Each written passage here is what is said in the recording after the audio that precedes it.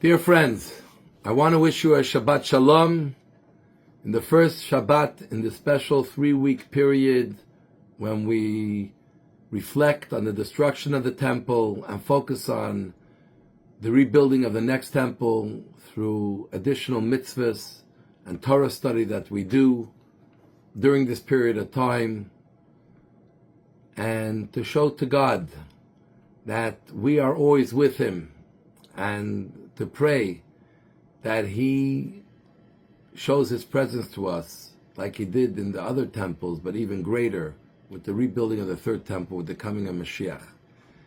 This week we read the Torah portion of Pinchas. It has many fascinating things in it. And one of the things the Torah tells us is how Moshe, realizing that they're about to cross the border into Israel, God told him, "You are not going to take the Jews into Israel." And he starts concerning himself, who's going to lead the Jewish people? I know how difficult it was, how challenging it was. Who's going to inspire them? Who's going to be there with them at every moment, at the great moments when it's exciting, and even at the difficult moments, that will take them out to battle but bring them back in the same way, that will be with them and for them.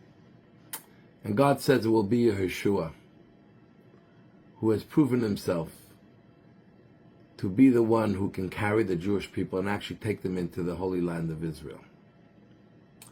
Now, if you think about it, Moshe was the leader of the Jewish people and the one that we still talk about today. But at the end of the day, the main part of his mission, which was to take the Jewish people into Israel, did not happen. Who took them into Israel? Joshua, Yeshua, his student. And we are told Yeshua was great, but he was nothing compared to Moshe Rabbeinu. So we may think that Moshe was a failed leader. He did many good things for the Jews. He took us out of Egypt. He gave us the Torah. He taught us over the 40 years in the desert and leading us. But the real prize, going into the land of Israel, taking the Jewish people into their destined land, did not happen through Moshe. Was Joshua greater than Moshe? Was Moshe a failed leader? The answer is absolutely not. Because certain things are not in our hands, and is not based on our behavior. Certain things are decided by God, and He has His reasons why He decides them. And no matter what Moshe would have done, he was not destined to take us into Israel. And the truth is, it's not even his fault. It's because we were not worthy of having Moshe take us into Israel, and the after effects of a great leader like Moshe, who was pure, taking us into Israel would be that we would live there on his merit and not on our own merit.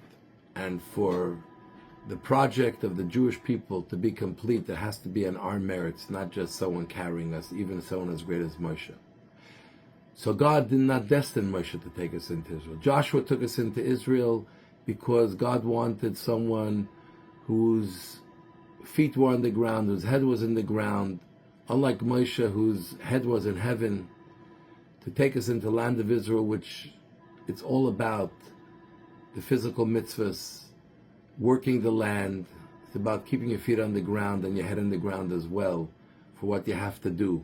The focus is not the Torah study, the focus is the mitzvahs that we are commanded to do. And this is so important for us to know as well.